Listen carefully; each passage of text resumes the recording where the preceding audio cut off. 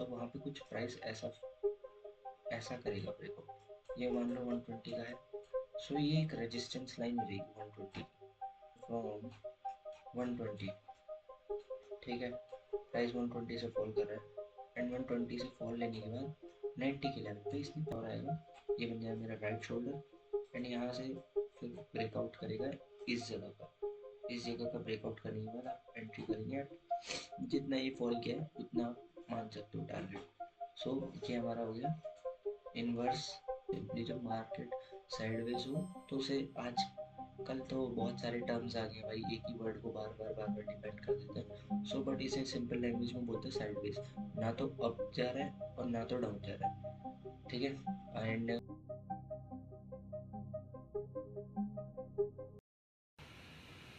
So welcome back guys, आप लोगों का स्वागत है बेसिक टू एडवांस जर्नी में एपिसोड 2। जैसा हमने एपिसोड 1 में बात किया है कि हम लोगों ने बात किया है कैंडल स्टिक्स के बारे में और बेसिक कैंडल समझा था कैसा कैंडल वर्क करता है कैंडल स्टिक पैटर्न्स के लिए। आज हम लोग उसी का एक, जैसे कैंडल्स मैंने बताया था उसमें कैंडल्स कई सारी कैंडल्स फॉर्म होकर एक चार्ट पैटर्न बनाती है। सो आज हम लोग चार्ट पैटर्न्स की बात करेंगे। चार्ट पैटर्न से पहले हम थोड़ा सा एक मैं बता देता हूँ आपको, जैसे सपोर्ट और रेजिस्टेंस चार्ट पैटर्न में यूज़ होता है और एक मतलब 50-30 लेवल पे यूज़ हो रहा होता है। सो चार्ट पैटर्न से पहले मैं आपको सपोर्ट रेजिस्टेंस समझाऊंगा, वो भी ऊपर ऊपर से, क्योंकि सपोर्ट के तो बहुत सारे टाइप्स है जैसे ऑर्डर फ्लो, और रेजिस्टेंस का भी एक टाइप है जैसे ब्रेकर ब्लॉक। सो ये सारी चीज़ें मैं आगे आने वाली एपिसोड्स में कवर कर रहा हूँगा और मेरा गोल रहता है कि मैं 30 मिनट से ज़्यादा वीडियो ना लंबी करूँ। इस वजह से मेरे को जो शूट करना पड़ता है वो 20-25 मिनट्स में करना पड़ता है, फिर थोड़ा बहुत क्लिप क्लिप काट के तो उसमें हो जाता है 30 मिनट्स। सो इस वजह से मैं सपोर्ट रेजिस्टेंस को ऊपर ऊपर से और डेफिनेशन दे के समझाऊँगा। और जो भी उसके बाद के हैं जैसे टाइप्स हो गए या इम्पोर्टेंट क्या होता है, डिमांड सप्लाई जोन, जो भी होता है मैं आप लोग को उसमें बता रहा हूँ आने वाली वीडियोस में। एंड आप लोग चैनल पे बने रहिए, तब तक हम लोग चलते हैं अपने पीपीटी पर। सो लेट्स गो भाई, हम लोग अभी चार्ट पैटर्न्स पे चलते हैं। बेसिक टू एडवांस एपिसोड 2 है आज एंड आज हम लोग सीख रहे होंगे chart patterns and support resistance. ये मैं एक में ही दे दे रहा हूँ, अभी मैं स्टोरी पे पोस्ट करूँगा, पूछूंगा अगर इसे अलग अलग करना होगा सपोर्ट रेजिस्टेंस का पार्ट, फिर मैं कट करके पहले दे दूंगा, फिर चार्ट पैटर्न बाद में दूंगा। सो पहले हम लोग सपोर्ट रेजिस्टेंस सीख लेते हैं, फिर उसके बाद हम लोग बहुत सारे पैटर्न्स हैं जो हम लोग यूज़ करते हैं उसके बारे में बात करेंगे। बाई डेफिनेशंस देता नहीं हूँ, बट चलो सपोर्ट रेजिस्टेंस की डेफिनेशन ले लो। A price level where buyer becomes active and stop the price from falling further. Support क्या होता है, जैसे ये लाइन है, ये 40 का प्राइस है, 40 नहीं 90 ले लो चलो, ये 100 है एंड एक second, price was falling from 120। ठीक है, प्राइस 120 से फॉल कर रहा है एंड 120 से फॉल लेने के बाद 90 के लेवल पे इसने पहला सपोर्ट लिया, फिर ये 100 के लेवल पे गया, फिर दूसरी बार आया, फिर यहाँ से मार्केट हर बार सपोर्ट लेता रहेगा। ठीक है, और जब इस सपोर्ट का ब्रेकडाउन हो जाता है तो फिर यही एक रेजिस्टेंस बनता है, वो आगे हम बताता हूँ मैं। यही जब सपोर्ट टूट जाता है तो ये it will act like resistance, फिर मार्केट किसी सपोर्ट से फिर वापस पुल बैक लेके ऊपर आएगा, तो इसके लिए एक रेजिस्टेंस हो जाएगा। ठीक है, तो ये सपोर्ट हो जाता है। की पॉइंट जो होते हैं इसमें, ये एक्ट लाइक फ्लोर करता है, यहाँ से प्राइस बार बार बाउंस बैक करता है या बाउंसेस अप होता है एंड ये जब इसका ब्रेक डाउन हो जाता है तो डाउन ट्रेंड कंटिन्यूएशन होता है जैसा मैंने बताया। फिर इसके जो टाइप्स होते हैं, एक होता है हॉरिजॉन्टल सपोर्ट, ये हो गया आपका हॉरिजॉन्टल सपोर्ट। एक होता है ट्रेंड लाइन, मान लीजिए कोई कैंडल ये है, फिर कोई कैंडल ये, कोई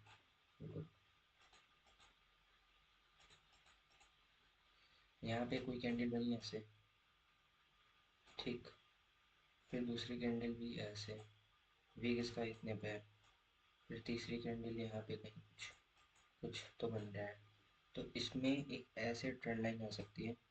ठीक है, वीक टू वीक कनेक्ट कर सकते हो, एक ट्रेंड लाइन होती है बॉडी टू बॉडी, ठीक है। बॉडी टू बॉडी मतलब ये वाला। अब इसमें आप इसमें विक को कभी भी कंसीडर ही नहीं करोगे कितनी भी बड़ी हो, बस आप लाइन खींचोगे तो ऐसे जाएगी वो लाइन। सो इसे बोलते हैं बॉडी टू बॉडी। एंड जो विक टू विक है वो ये वाला है।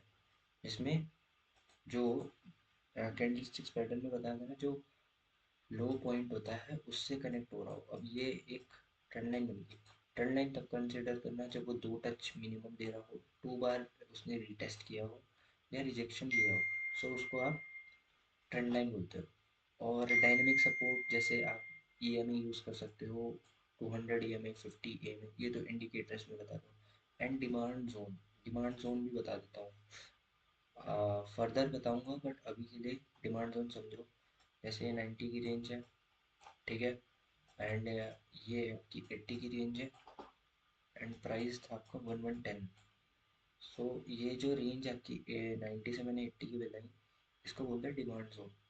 जब भी कोई बड़ा प्लेयर बाइंग या सेलिंग करता है, सो वो एक प्राइस पॉइंट पे एंट्री नहीं कर सकता, उससे बहुत ज़्यादा इम्बैलेंस हो जाता है। इसलिए वो लोग एक मतलब प्राइस रेंज में करते हैं, जैसे 90 से 80, 100 से 110। सेलिंग करना है तो 100 से 110, और बाइंग करना है तो 80 से 90 की रेंज में। सो जब भी मार्केट फॉल करता हुआ 90 के प्राइस पॉइंट पे आएगा, पहला सपोर्ट, अगर यहाँ नहीं ले पाए सपोर्ट, फिर वो नीचे और आएगा, नीचे और आएगा, ऑर्डर्स लगते जाएंगे, ऑर्डर्स आपके यहाँ पे रहेंगे। फिर 80 के प्राइस पॉइंट पे जाके आपकी जो कैंडल होगी लास्ट में फॉर्म होती है, वो कुछ ऐसी होगी, डोजी बनती है सिंपली।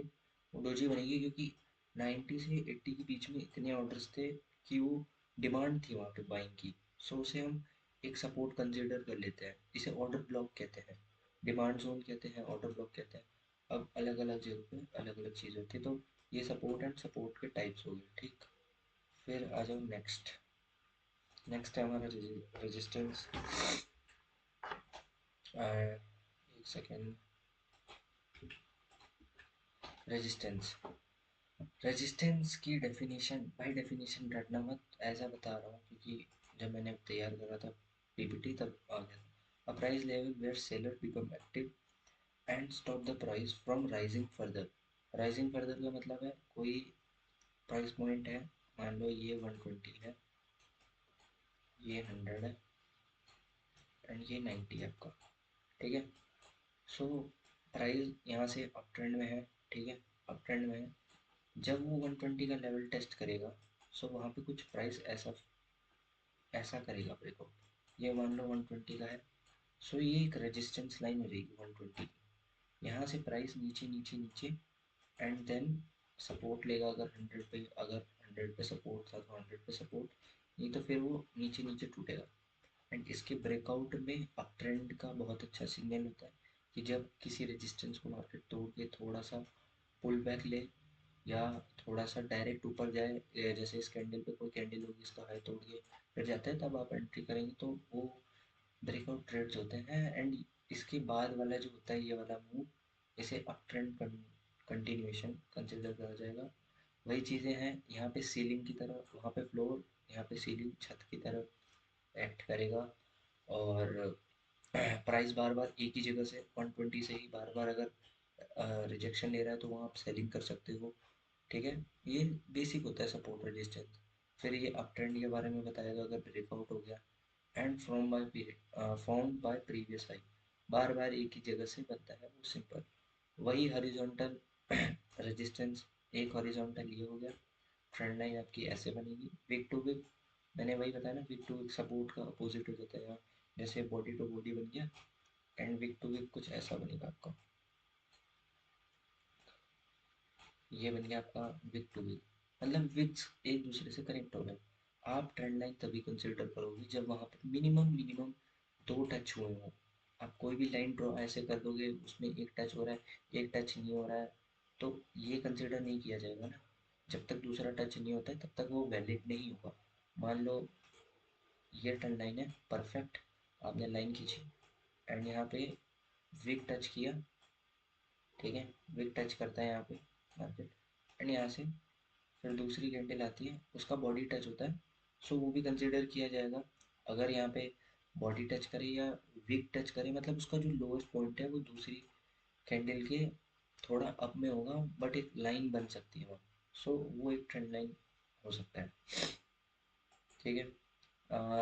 जैसा डिमांड जोन वहाँ पे होता है, रेजिस्टेंस में सप्लाई जोन होता है, सपोर्ट में डिमांड जोन होता है, रेजिस्टेंस में सप्लाई जोन। फोर से ये एक सप्लाई जोन है।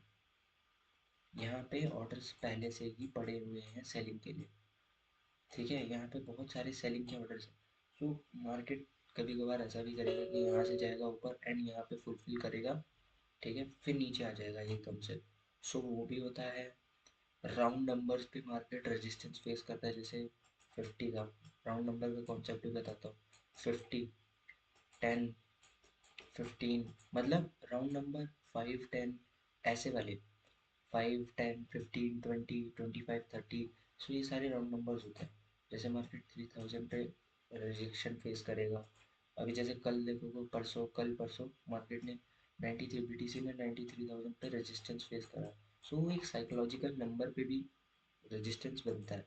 सो वो भी होता है, इसमें मैंने ऐड नहीं करा, बट एक साइकोलॉजिकल नंबर्स पे भी मार्केट रेजिस्टेंस फेस कर रहा होता है, क्योंकि वहाँ पे ऑलरेडी ऑर्डर्स होते हैं। ठीक है, इतना समझ आ गया। अब इसके बाद हम बढ़ते हैं अपने चार्ट पैटर्न्स पर। जो हमारा फर्स्ट चार्ट पैटर्न है वो है बुलिश फ्लैग। बुलिश फ्लैग मतलब आप किसी अप ट्रेंड में है मार्केट, वहाँ से थोड़ा सा नीचे जाएगा तो एक ऐसा पैटर्न बनेगा आपको। ठीक है, कंसोलिडेशन बोलते हैं इसे सिंपली। जब मार्केट साइडवेज हो तो उसे, आज कल तो बहुत सारे टर्म्स आ गए हैं भाई, एक ही वर्ड को बार बार डिपेंड कर देते हैं। सो बट इसे सिंपल लैंग्वेज में बोलते हैं साइडवेज। ना तो अप जा रहा है और ना तो डाउन जा रहा है। ठीक है, एंड इसमें वो प्राइस अप ट्रेंड में होता है। देखो यहाँ पे प्राइस अप ट्रेंड में है, ये फ्लैग टाइप कुछ बन रहा है। फिर जब इसका यहाँ से ब्रेकआउट होगा आप एंट्री कर सकते हो। जस्ट सिंपल, ये स्ट्रॉन्ग अप ट्रेंड जो फ्लैग होता है, इसकी एक्यूरेसी होती है 90%। अगर आप एक परफेक्ट फ्लैग आइडेंटिफाई करते हो, सो इसकी एक्यूरेसी होती है 90%, कि आपको 90% विन इसमें होता है। इसमें लूजिंग कम होता है। जो पहले की 4-5 है ना, उनकी 90% एक्यूरेसी होती है चार्ट पैटर्न्स की। सो ये फ्लैग हो गया। और ऐसा ही बियरिश साइड में भी होगा, कि ये बियरिश फ्लैग हो गया, मार्केट पहले से ही डाउन ट्रेंड में है, फिर एक थोड़ा सा अप मूव दिखाती है। ये अप मूव का भी एक अगर रीज़न दूँ तो ये होता है कि ये ओवरसोल्ड जोन में चले जाता है। सिंपल रीज़न ये है, ओवरसोल्ड हो जाता है ये। ठीक है, जब मेरे को कुछ बाय करना है, अगर मेरे को बाय करना है, if I want to buy one quantity, so कोई ना कोई मार्केट में होना चाहिए जो वन क्वांटिटी सेल कर रहा हो, तभी मेरा ऑर्डर फुलफिल होगा। सो वो होता है यहाँ पे कि जैसे यहाँ पे मार्केट आया, यहाँ पे अब सेलिंग खत्म, कोई बाइंग है ही नहीं। तो यहाँ से फिर थोड़ी सी बाइंग दिखाते हैं सेलर्स, जिससे रिटेलर्स ट्रैप हो, वो ट्रैप वाली आ जाती है। बट सिंपल समझो कि फ्लैग बनेगा, और इसमें भी क्या है, इसमें कंडीशन है कि 3 बार टेस्ट करना चाहिए, बुलिश में भी बियरिश में भी। 3 बार बॉटम टच करेगा, बेरिश में 3 बार बॉटम, बेरिश में 3 बार बॉटम, एंड बुलिश में 3 बार टॉप। मतलब बुलिश में अगर ऐसा बन रहा है ना फ्लैग, सो यहाँ से 3 बार रिजेक्शन लेगा। रिजेक्शन का मतलब क्या होता है, मार्केट वहाँ से तुरंत नीचे आता है, उस लेवल को टच करते साथ नीचे आता है, उसे रिजेक्शन बोलते हैं। और सेलिंग में बॉटम में 3 देख रहे हो, बॉटम में 3। एंड उसके बाद जैसे ही आपको एक अच्छी सी ब्रेकआउट कैंडल देखे, हेल्दी कैंडल, ये बता रखा है हेल्दी कैंडल, 80% वाली हेल्दी कैंडल कंसिडर होती है, उसके बाद आप एंट्री कर सकते हो। इसकी भी एक्यूरेसी 90% है। ठीक है, फिर नेक्स्ट है हमारा हेड एंड शोल्डर, जो सबसे यूज़ होता है। मैं भी पर्सनली यूज़ करता हूँ बहुत ज़्यादा इसको। प्राइस क्या करता है, अप ट्रेंड में है, फर्स्ट ये बनेगा आपका, क्या बनेगा, ये शोल्डर, फिर थोड़ा सा ऊपर है, फिर नीचे आएगा, फिर इसी सेम लेवल पे या थोड़ा सा ऊपर में एक और बनाएगा, और फिर यहाँ से नीचे आएगा। मतलब कि सेम लेवल पे देखो, ये सेम लेवल पर नहीं है, ये थोड़ा सा नीचे है। इसको भी हेड एंड शोल्डर ही बोलते हैं। सेम लेवल पर एक बार, हाँ सेम लेवल पर दो, सेम लेवल पे 2 बार और एक बार फेक ब्रेकआउट से दिखा के डाउन आता है। सो उसको हम हेड एंड शोल्डर बोलते हैं। आपकी एंट्री होगी जब इन दोनों का ये टूटता है, नेकलाइन, इसे शायद नेकलाइन बोलते हैं। जब ये नेकलाइन टूटेगा अच्छी कंडीशन के साथ, जैसे यहाँ बना, सो यहाँ आप एंट्री करोगे, आपका स्टॉप लॉस होगा इसके ऊपर। शोल्डर्स का हमेशा स्टॉप लॉस होता है एंड नेकलाइन के टूटने के बाद एंट्री होती है। कहीं यहाँ स्टॉप लॉस नहीं रखना होता है क्योंकि आप बड़ा नहीं पकड़ रहे होते। ये हेड एंड शोल्डर थोड़ा सा लॉन्ग ट्रेंड नहीं होता है। इसकी एक्यूरेसी भी 80 के आसपास ही होती है, 70-80 मान सकते हो। एक्यूरेसी से फर्क नहीं पड़ेगा क्योंकि चार्ट पैटर्न उतना कम नहीं है। सिर्फ चार्ट पैटर्न्स पर ट्रेड करना थोड़ा सा रिस्कियर हो जाता है। थोड़ा सा इंडिकेटर या थोड़ी स्ट्रेटजी अगर यूज़ होगी इसमें तो वो अच्छा रहेगा ना। तो मैं वही चीज़ बता रहा हूँ। तो ये हेड एंड शोल्डर होता है। अब बोले वो बेरिश था, head and shoulder was bearish and ये हमारा इनवर्स हेड एंड शोल्डर है। ये जो है हमारा बुलिश साइड के लिए यूज होता है। तो इसमें क्या होता है, देखो ये नेकलाइन बना रखी है, ये नेकलाइन होगी, इसे एक रेजिस्टेंस भी बोल सकते हो। नेकलाइन को रेजिस्टेंस बोल सकते हो बुलिश में, और बेरिश में नेकलाइन को सपोर्ट बोलता है। एंड ये बना आपका पहला लेफ्ट शोल्डर, ये बना राइट शोल्डर, ये बना हेड। प्राइस एक सर्टेन मूव से फॉल करते हुए आ रहा था। ये बना ये बना मेरा पहला लेफ्ट, फिर ये बना मेरा हेड, फिर यहाँ से एक और आएगा, ये बन जाएगा मेरा राइट शोल्डर। एंड यहाँ से फिर ब्रेकआउट करेगा इस जगह का। इस जगह का ब्रेकआउट करने के बाद आप एंट्री करेंगे एट जितना ये फॉल किया है उतना आप मान सकते हो टारगेट। सो ये हमारा हो गया इनवर्स हेड एंड शोल्डर। और इसमें जो है कि ऐसा मत सोचना कि अच्छे से नहीं बन रहा है, नहीं। थोड़ा बहुत बफर चलता है। बफर मतलब कि आ, मान लो प्राइस यहाँ पे 10 पे था, यहाँ पे 10 पे बना पहला लेफ्ट शोल्डर, और दूसरा प्राइस 9 से 7 के बीच में बनता है। सो उसे ये 9 से 7 के बीच में बना, सो कंसिडर करना अगर 5-6 पे चला गया तो नहीं, ज़्यादा भी छोटा नहीं होना चाहिए राइट शोल्डर, ठीक है। एंड अगला है डबल बॉटम और double top. Double top use होता है, इसको हम एम पैटर्न भी बोलते हैं, ज़्यादातर इसको एम पैटर्न सुनोगे। ये होता है सेलिंग साइड के लिए। प्राइस एक सर देखो यहाँ से प्राइस फॉल किया, फिर ब्रेकआउट दिखा के सर्टेन प्राइस एक जगह से ये थोड़ा सा ऊपर से 2 बार फॉल किया, ठीक है। सो उसे हम, और ये एम सा कुछ बनाएगा, आपको दिखेगा, खुद देखोगे आपको लगेगा कि यार ये एम सा कुछ बन रहा है। सो उसे एम पैटर्न बोलते हैं। एंड जहाँ से ये सपोर्ट ले रहा होता है, जैसे फर्स्ट सपोर्ट ये, सेकंड सपोर्ट ये जब ब्रेकआउट हो जाएगा थर्ड थर्ड टाइम या फोर्थ टाइम में, मान लो थोड़ा सा ऊपर जाके फिर नीचे आता है। सो एंट्री एंड टारगेट आप देख लो। फिर आता है हमारा नेक्स्ट जो है हमारा डबल बॉटम। डबल बॉटम भी सेम उसी की तरह होता है। एक डाउन, ये बनता है डाउन ट्रेंड में। ये बना हमारा फर्स्ट बॉटम, एक डाउन ट्रेंड था, ये हमारा बना फर्स्ट बॉटम, फिर यहाँ से ऊपर जाएगा। एक नेकलाइन यहाँ पे भी नेकलाइन बोल दो, रेजिस्टेंस बोल दो, ये बनेगा। फिर इसके बाद दूसरा बॉटम आएगा एंड उसके बाद जब ब्रेकआउट हो जाएगा सो आप एंटर एंड टारगेट, ठीक है। चार्ट पैटर्न्स थोड़ी सी इजी हो जाते हैं ये वाले चार्ट पैटर्न्स। एक इसमें शायद मैंने थोड़ा सा डाल दिया है जो यूज़ नहीं होता। ये होता है असेंडिंग ट्राइंगल। ट्राइंगल इसमें होता है राइट एंगल ट्राइंगल यूज़। ये होता है हमारा राइट एंगल ट्राइंगल, ठीक है। सो ये अगर हमारा राइट एंगल ट्राइंगल है तो इसका ये हाइपोटेन्यूस है, ये बेस है, और ये परपेंडिकुलर है, ठीक है, परपेंडिकुलर है। इसमें ये असेंडिंग में यूज हो रहा होता है, मतलब कि हाइपोटेन्यूस कहाँ रहेगा, हाइपोटेन्यूस का फेस रहेगा नीचे, ये हाइपोटेन्यूस है, ये हमारा परपेंडिकुलर रहेगा, और इस साइड हमारा कहीं बेस रहेगा। बेस हमारा दोनों जगह यहीं रहता है, शायद एक बार देख लेंगे। पर इस केस में असेंडिंग ट्रायंगल ये यूज होता है बुलिश के लिए, ठीक है, ये बुलिश होता है। एंड इसमें क्या होता है कि मार्केट एक प्राइस एक ही रेंज में बार बार बार बार फंसा रहेगा। एंड एक चीज़ बता देता हूँ, जैसे ये है और ये बना है, तो इसमें पहला जो वेव होता है वो बहुत बड़ा होगा। जो पहला आपका रेजिस्टेंस ये भी फेस करेगा वो बहुत बड़ा होगा, फिर दूसरा वाला छोटा होते जाएगा, फिर ये ऊपर जाएगा, फिर और छोटा हो जाएगा। ठीक है, समझ लो मेरी बात। हाँ सॉरी, ये हाँ छोटा होता जाएगा, ये छोटा होता जाएगा, ये देखो छोटा होता जाएगा, ये चीज़ छोटी होती जाएगी यहाँ पे। एंड फिर फाइनली यहाँ ब्रेकआउट आएगा, सो आप एंटर कर सकते हो।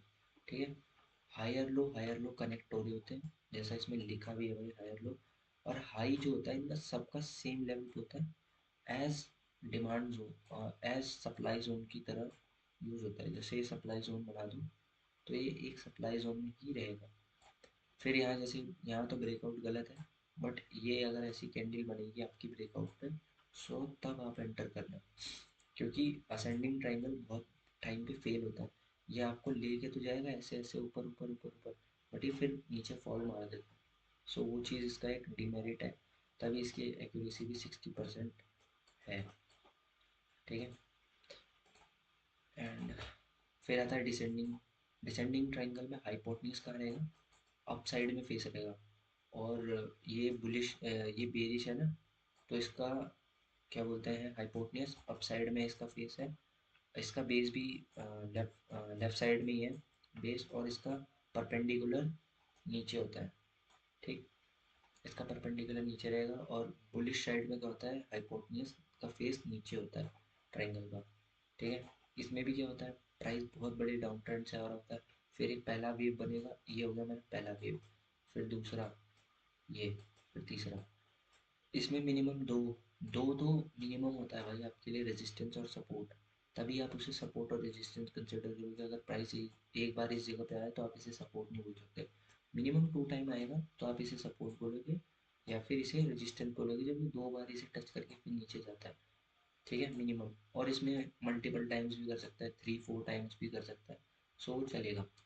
जब इस जगह इस सपोर्ट का ब्रेक डाउन हो जाएगा, सो एंट्री एंड एग्जिट। अब ये हमारा फॉलिंग विच, ये थोड़ा सा बुलिश फ्लैग के टाइप नहीं है। ठीक है, जो मैंने फ्लैग बताया था बुलिश फ्लैग, उसी टाइप में है, बट इसमें एक हम ट्राइंगल यूज़ कर रहे होते हैं, उसको ऐसे बनाते हैं। इसमें मिनिमम 3 बॉटम यूज़ हो रहे होते हैं, एटलीस्ट 3 टच, यहाँ पे लिखा हुआ भी है एटलीस्ट 3 टच हो रहे होते हैं इसके बॉटम। एंड जैसे ये होता है, इसका ब्रेकआउट करता है, आप एंट्री कर सकते हो। ये सेम बोल सकते हो, सेम एज ये फॉलिंग, ये उसकी तरह होता है, क्या बोलते हैं इसे, बुलिश फ्लैग की तरह। बस इसमें बुलिश फ्लैग में क्या होता है कि उसमें कैंडल्स थोड़ी सी छोटी बनती है। ठीक है, उन जो भी उसमें बेरिश कैंडल बनेंगी उनकी स्ट्रेंथ थोड़ी कम होगी, बट इनकी इनमें जो बनेंगी फॉलिंग वेज में, इनकी स्ट्रेंथ होती है बहुत ज़्यादा। जैसे कि ये यहाँ पे सेलिंग प्रेशर रहता तो है, बट एक टाइम बाद वो सेलिंग प्रेशर टूट जाता है, ब्रेकआउट आ जाता है। ठीक, एंड सेम एज राइजिंग विच भी होगा, राइजिंग वेज, राइजिंग वेज, हाँ ये डाउन ट्रेंड आ रहा है, ये बनेगा 1, 2, 3, 4। ये देखो इसमें बॉडी बॉडी और विक को कनेक्ट किया है, ये जो विक बाहर चलेगी इसको कनेक्ट नहीं करते हैं। सो ट्रेंड लाइन थोड़ा सा बनाना सीखना पड़ेगा, मार्केट में रहोगे वो धीरे धीरे आ ही जाता है। सो ये देखो फर्स्ट टाइम ये आ गया, सेकंड, ठीक है, सपोर्ट भी ले रहा है डेफिनेटली भाई, ये थर्ड एंड फोर्थ भी है। आपको अगर देखोगे फोर्थ भी है, एंड फिर ब्रेकआउट आएगा, आप जा सकते हो। ये इसके हायर लोज हो जाएंगे, ये इसके हायर हाइज हो जाएंगे, एंड दिस इज।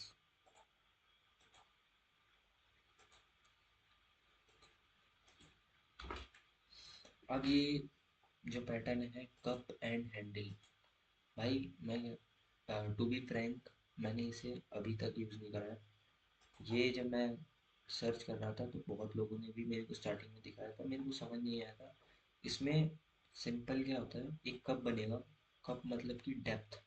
आपने कप देखा है उसका, जैसे ये कप होता है तो उसमें आप देखोगे यहाँ पे कुछ होता है ना पकड़ने के लिए। सो जस्ट ये कप में आपकी सेलिंग होगी, फिर थोड़ी सी बाइंग होगी, जैसे यहाँ दिख रहा है, ये आपको थोड़ी सी सेलिंग डाउन ट्रेंड दिखा है, फिर यहाँ पे इसके हाफ में, हाफ कप में आपको सेलिंग दिखेगी, हाफ कप में आपको बाइंग दिखेगी। ठीक है, हाफ कप में बोल सकते हो डाउन ट्रेंड, हाफ कप में अप ट्रेंड। एंड उसके बाद थोड़ा सा एक बुलिश फ्लैग टाइप कुछ बनेगा, ये बुलिश फ्लैग ही बन रहा है इसमें तो, बट उसमें आपको थोड़ा सा एक जो भी पहली कैंडल इस कप का, जैसे आपने कप ड्रॉ करा और इस कैंडल का जो हाई होगा ना, इस कप का हाई, यहाँ से आएगी सेलिंग और यहाँ से आप ड्रॉ करोगे एक डाउन ट्रेंड लाइन, एंड उसके बाद जब इसका ब्रेकआउट होता है तब आप इसे लोगे, मतलब ये तब बुलिश बन जाता है। और ये बुलिश ही है भाई, ये बुलिश है, ये बुलिश उसके लिए यूज़ होता है, बुलिश साइड के लिए यूज़ हो रहा था। फिर आपका टीपी आप अपने हिसाब से टीपी वगैरह टारगेट और एस एल आप डिसाइड करो। बट एस एल कहाँ का होगा, इस कप के 50%, 20%, मतलब 20% डेप्थ रिमेनिंग होगा। मान लो ये इसका 20% डेप्थ रिमेन है, तो यहाँ कहीं पे आपका एस एल होता है और एंट्री होगी जब इस जोन का ब्रेकआउट हो जाए, या तो फिर सेफ साइड के लिए इस जोन का ब्रेकआउट हो जाएगा। देख लो एक बार एंट्री एंड एग्जिट बता देता हूँ। इस जोन का या तो ब्रेकआउट हो, तब एंट्री करोगे तो आपका स्टॉप लॉस यहाँ होगा। बट अगर आप एंट्री इस ट्रेंड लाइन के टूटने पर करते हो तो फिर आपका एस एल यहाँ कहीं होगा, जब इसका 20% जो है ना कप में डेप्थ, उसका बचा रहेगा, जो डेप्थ इसमें बचा है उसका रहेगा। यहाँ पे आपकी एंट्री है, टीपी आप फिर 1:1 1:2 होता है, ठीक है। एंड यही लास्ट है शायद, हाँ, तो देख लेते हैं। हाँ यही लास्ट है। सो यही चीज़ें हैं, एंड चार्ट पैटर्न्स हो गया है आज कवर। अब इसके बाद है हमारा, क्या बोलते हैं, अब इसके बाद शायद मैं थोड़ी स्ट्रेटजी या कोई एक वीडियो है मैं वो बता दूंगा, शॉर्ट्स या फिर स्टोरी के उस पर मैं डाल दूंगा कि मेरे को कौन सी वीडियो रिकॉर्ड करके भेजूंगा मैं। एंड तब तक के लिए भाई take care, tata bye bye, and signing off Shashank Chaturvedi.